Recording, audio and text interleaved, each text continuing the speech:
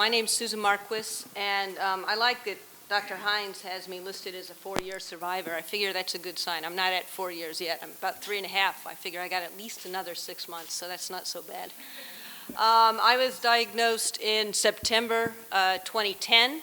It was fortunate. I was blessed. It was a crummy diagnosis, blessed in many ways. I developed jaundice.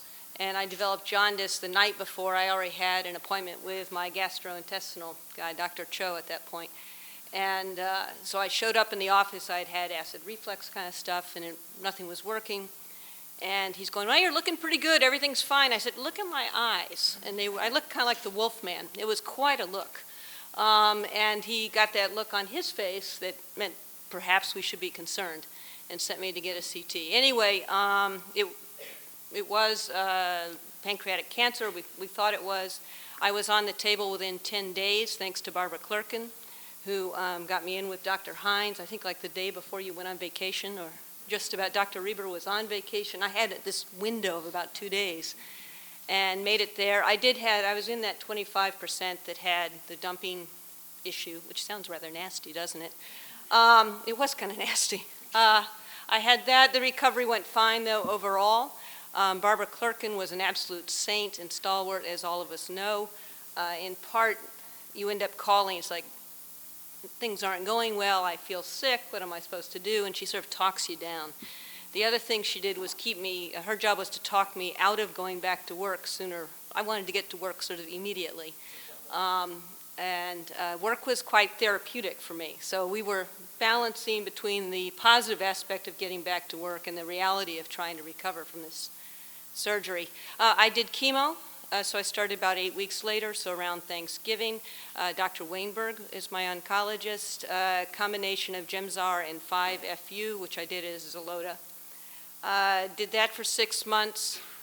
And chemo's another story. If at some point someone wants to hear about how I got through chemo, which was more challenging than I expected, I'm happy to talk about that. But here I am. I've had fabulous support. I would do a shout out to the Sims Mann Center.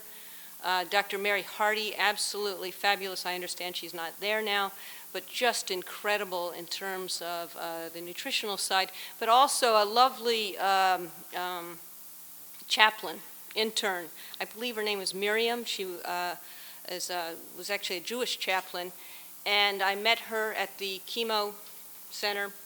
And she kept being there whenever. I couldn't figure out, isn't it interesting, she's here just all the time. Well, no, she recognized the anxiety I had and made a point of showing up before I did, acting like it was accidental, getting me through the, I had a lot of, my anxiety sort of was about the port, so that's where I focused the anxiety. She'd wait till I got plugged in and was okay, and then would leave. And so there's a lot of people who come in, this idea of welcoming those who want to support you, letting friends, family, and strangers provide that support, I think is absolutely essential in getting through this and keeping your sanity. So that's it.